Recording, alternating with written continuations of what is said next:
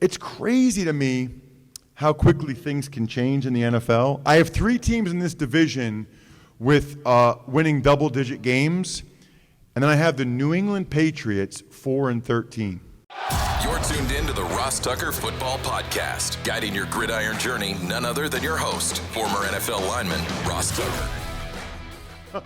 Oh, yeah, it is.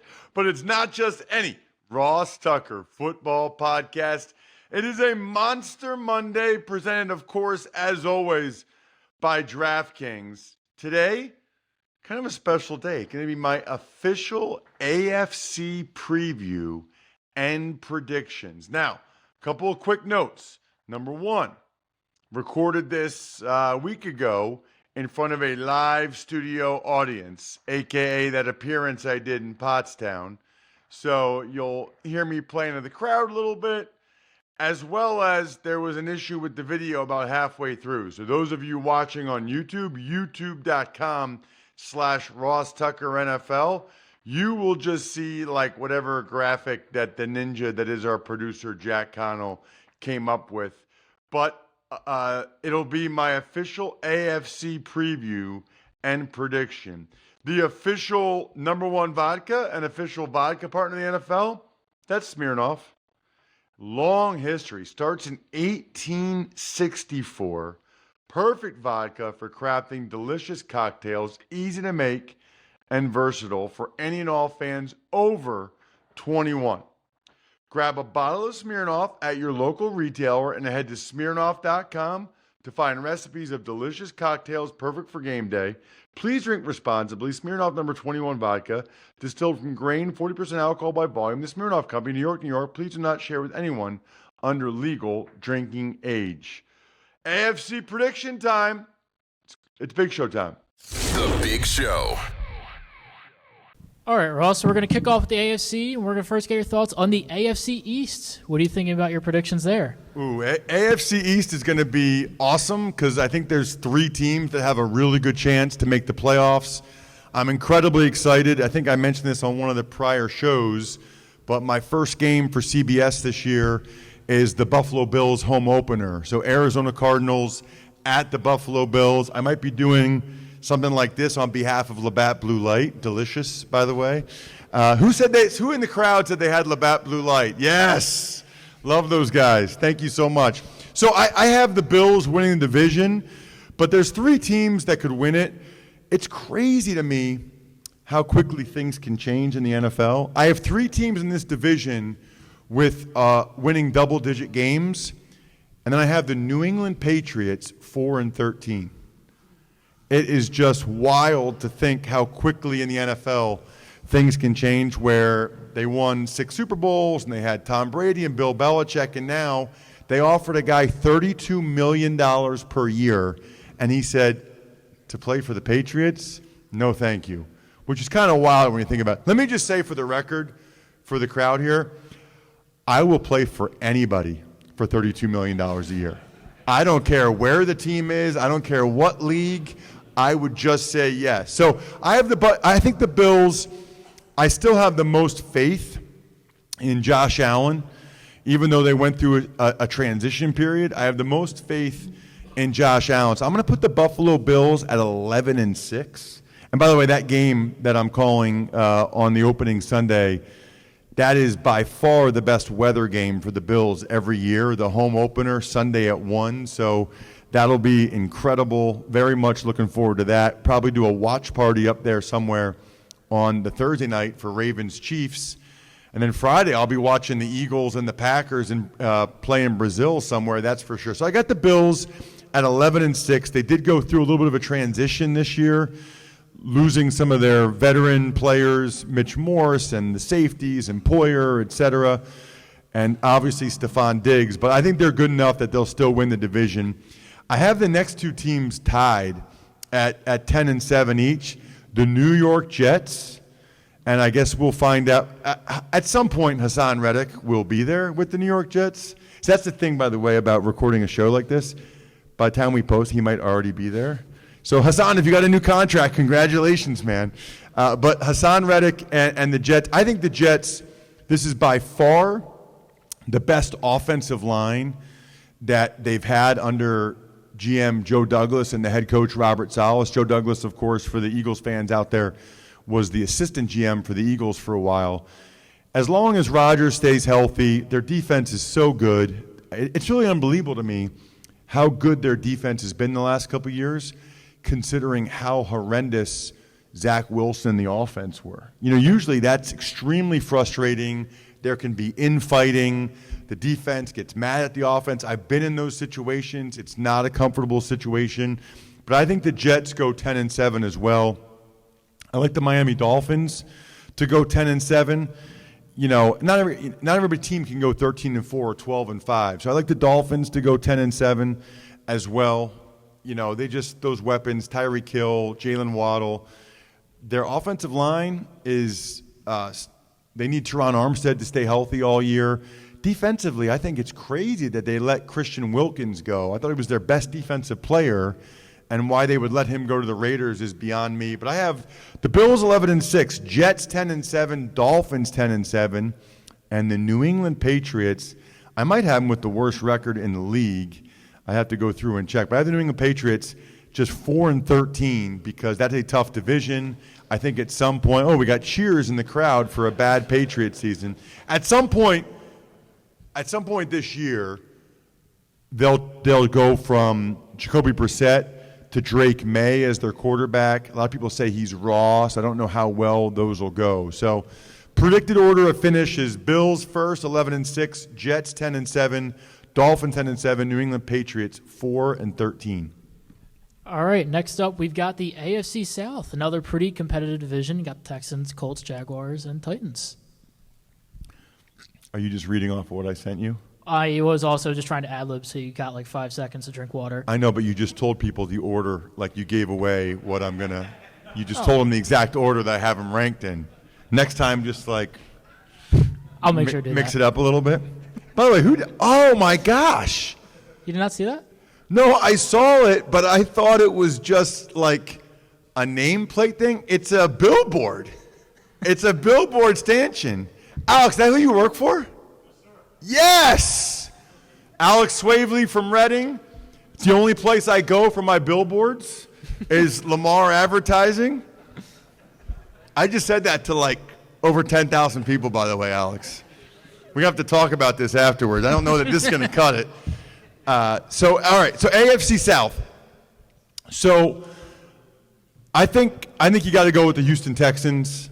It's funny. I called their playoff game, divisional round at Baltimore, and I had some players on the Texans tell me that they think C.J. Stroud might end up being the best quarterback ever. That's how impressed they were with him. Obviously, that's saying a lot. I will say this.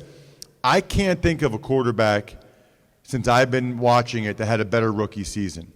Obviously Marino's second year still might be the best by any quarterback we've ever seen. Marino's second year, you look at his touchdowns and his yards compared to the rest of the league.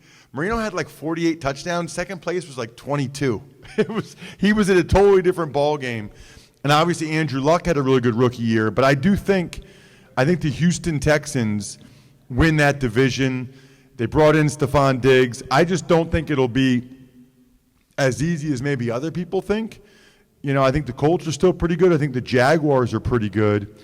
And it's funny, when I make these win-loss predictions, it's almost kind of like I have the Even Money betting podcast in my head, which is they don't ever really go that high or that low on season win totals because then they expose themselves. So I'm not going to say 12-5 for the Houston Texans. I'll go 10-7 for the Houston Texans. The next team I'm really intrigued by, the Indianapolis Colts. I have a lot of respect for their offensive or their head coach, Shane Steichen. A lot of you remember he was the OC for the Eagles when they went to the Super Bowl. So I interacted with him quite a bit in production meetings for the preseason games and, before games on the field and stuff like that. Super impressive. And if you look, we were talking about this recently on the Fantasy podcast, the Fantasy Feast podcast. Anthony Richardson, their quarterback, if you look on a per snap basis, if you look on a per drop back basis, it is really impressive what he did. However, he played in 4 games and finished 1. Not what you're looking for. If you've ever seen him, he looks almost like Cam Newton. He's 6'5", 250, looks like a tight end, but I think I hope he learned last year that just because you look like a tight end and can run people over, it doesn't mean you should try to run people over. The Colts have all 5 guys back on the offensive line. I think defensively, we'll see what they can get done with the edge rushers and the pass rush. I think they're probably a little bit light at corner as well. But I'll say the Indianapolis Colts end up the year at 9-8. So I got the Texans 10-7, Colts 9-8. Did you get no thoughts on the Tennessee Titans? You know what I was thinking? It'd be helpful if, since you know the next team, you then say, how about the Jacksonville Jaguars, Ross? And then I can take one more sip of water while you say that. What about the Jacksonville Jaguars, Ross? I'm glad you asked. The Jags, I was down on them last year, and people couldn't believe it. I'm not quite sure what the deal is there. They've invested a lot on the offensive line. They have a bunch of good weapons. They just brought in Gabe Davis now to go along with Christian Kirk, although I guess they lost Calvin Ridley. I think Trevor Lawrence, and this has been kind of well documented, is a good quarterback. I'm not sure he's ever going to be what I think people thought he could be. They have some really good players on defense. Josh Allen, or what's his name now? He changed. Joshua Hines Allen. Joshua Hines Allen. And Foye Oluokun, who's a Yale grad. They let anybody into that school, by the way. But they just can't. I think they'll be around 500 like the Colts. What do you think about the Tennessee Titans, Ross? So there you could have just said, and the Titans, or, you could have been a little bit more variety. It's nice to have a 23-year-old to just pick on sometimes, So I just realized I could be your dad, dude. That is scary. So I'll go with the Titans. I think they're 5-12.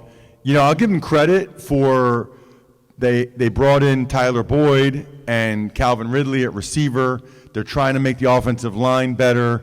They added a lot on defense. They're really trying to figure out whether Will Levis, the kid that used to be at Penn State, transferred to Kentucky, whether or not he's the quarterback. So they wanted to make sure they had enough guys this year to try to figure that out. I liked a lot of the things he did last year. We'll just see if he can improve upon that. All right, Ross, what do you think about the AFC North? Teams in a very random order, not by record. Browns, Steelers, Ravens, and Bengals. Boy, it's a good division. I think it's the best division in football. Would not be surprised if any of these 4 teams made the playoffs. I was really impressed with how the Bengals played last year, even though Burrow got hurt. They were still in the mix till week 16, 17, in the playoff mix with Browning, their backup quarterback. And I love that Burrow cut his hair to look like Eminem, or who's the other guy? Who's the Rhodes guy, wrestler? I'm not a wrestler. Cody Rhodes. Thank you. It's nice to have a studio audience to help you out sometimes there. Usually I'm just in my garage in Pennsylvania. So, all right, I got the Bengals 11-6. By the way, the star of training camp so far for Cincinnati supposedly has been Andre Yosivash, who's a second-year receiver from Hawaii by way of Princeton. So it's kind of cool. He's still wearing tiger stripes from college to the NFL, and so hopefully he has a great year. So Bengals 11-6. I'll go Baltimore Ravens 10-7. Obviously, as we're recording this, I will be in Baltimore in 24 hours. I'll be 10 minutes away from interviewing Nick Sirianni, the Eagles head coach, before the game tomorrow night. Eagles-Ravens preseason 7:30. By the way, check your local listings for how to watch the game. For those of you that are here in the audience, because of the Olympics, it's not on NBC 10. So make sure you're listening to that. By the way, this is the content that people in Wyoming 2 weeks from now are going to love. So, all right, so the Ravens, 10-7. They lost 3 starters on the offensive line. They and they only are replacing him with young former draft choices. So I think that's interesting. They also lost Patrick Queen defensively. One of their nickelbacks, Arthur Motlett, just got hurt. We'll see. I have the Ravens at 10-7 in a tough division. I have the Cleveland Browns at 9-8. You know, I thought my Fantasy Feast co-host Joe Dolan made a really good point about Deshaun Watson when he said, if he's not good this year, he's never going to be good again. It's been 4 years since Deshaun Watson played good football. And what's crazy is after this year, no matter what happens, he's still under contract for 2 more years, fully guaranteed with the Cleveland Browns. I have the Browns going 9-8. And honestly, I could have made this whole division 9-8. I could have made the whole division 10-7. I really think they'll be that closely contested. And then finally, the Pittsburgh Steelers, I have them 8-9, which is kind of crazy to do because Mike Tomlin, their head coach, has never had a losing season. And I guess they say when that's a trend, like if you're into betting, you should keep betting that and not say, well, they're due for a losing season. But I guess I'm saying they're due for a losing season. They have a very, very, very difficult schedule. I'm so fascinated to see how that quarterback position unfolds with Russell Wilson and Justin Fields. I do like a lot the 2 guys they draft on the offensive line, first and second round, because they're not just good players. They are tone setters. They are ass kickers. And that's playing an offensive line, it really isn't that fun. You know, like just blocking people. It was only fun for me if I was trying to kill the guy across from me and inflict pain on him and his whole family. Not an injury, but pain. That's actually what I miss the most about it. You know, I miss the money and the camaraderie, but they don't let you get away with just hitting people in real life. It's a shame. I have the Bengals 11-6, Ravens 10-7, Browns 9-8, Steelers 8-9. All right, and we will wrap up the AFC side of things with the AFC West, led by the Kansas City Chiefs, the reigning Super Bowl champs. How do you guys feel about the Chiefs? They are pretty good. Yeah, I have the Chiefs winning that division. I'm going out on a limb here, Bob. I have the Chiefs winning the division at 11-6, though. You know, last year they did not have a great regular season. The one thing I wonder about a team like that, they've won back-to-back Super Bowls. It's almost like the NBA thing, where it's like the whole regular season is kind of just the prelude to the playoffs for them. So I know they want to stay focused, and I know they want to be locked in and play really well and win as many games as possible. But I think that's difficult mentally. I think that's hard because they know how long it is. And for them, all that really matters is how they play in January and February, which I was thoroughly impressed. I did not think that they would go. I didn't think they would win against the Dolphins, then at Buffalo, at Baltimore, against the Niners. It's a really impressive run. Certainly very happy for their head coach, Andy Reid, who I was a fan of when he was here in Philadelphia, and their general manager, Brett Veach, who's from not that far away, up in Schuylkill County, not that far from where we are right now, their GM. I think I mentioned this before. I've had him on the show. My senior year of high school, Brett Veach, the Chiefs GM, was the small school state player of the year from Mount Carmel High School in the Cole region. And I thought it was so cool, and I was so honored that the William & Mary and Delaware coaches came to my house in Reading on the way down from the Cole region, right? So they're going back to Virginia or going back to Delaware. They hit him up. They came down Route 61 and hit me up at my house. I thought that was cool because Brett Veach was like famous, and I was just some lineman nobody knew about from Wyomissing. So I have the Chiefs 11-6, Jack. All right, we got 3 other teams. Curious to see who you got at 2. I'm going to go Chargers. Second, I don't know what the deal is with them, and maybe it'll be different under Harbaugh. They just can't really figure it out. And I think Harbaugh and just the change and having someone with his track record might be enough to be able to get them over the hump. But I don't have that happening. I have them 8-9. I think it's a bad sign that Justin Herbert is already in a boot. You know, they say he'll play in the opener, but I don't like when really good players are going into the season already with an injury. They have a new offense, and he's not getting any of these reps. That is not a good sign at all for Justin. So I'll say the Chargers have some moments in their first year under Harbaugh, but ultimately finish 8-9. All right, we got two teams left between the Raiders and the Broncos. Who do you like better between them? I don't think either one of these teams is going to be very good at all. I think they're going to be two of the worst teams in the NFL. The Raiders just have a major quarterback problem, right? You know, whether it's Aiden O'Connell, the second-year kid from Purdue, or Gardner Minshew, who's an awesome dude. When I interviewed him for the Eagles preseason a couple years ago, he told me, you guys may or may not know this, he lived in an RV at the NovaCare complex. I'm actually surprised they let him do that, but he lived in an RV, which is amazing. He was having a tough time selling that. I'm like, really? I think the Gardner Minshew RV would be pretty cool, and you'd be able to sell that for decent money. I do like the Raiders' defense, Max Crosby, Christian Wilkins. Side note, the Raiders head coach, Antonio Pierce, we were undrafted rookie free agents together with Marty Schottenheimer and the Washington Redskins in 2001 with training camp at Dickinson College in Carlisle, Pennsylvania.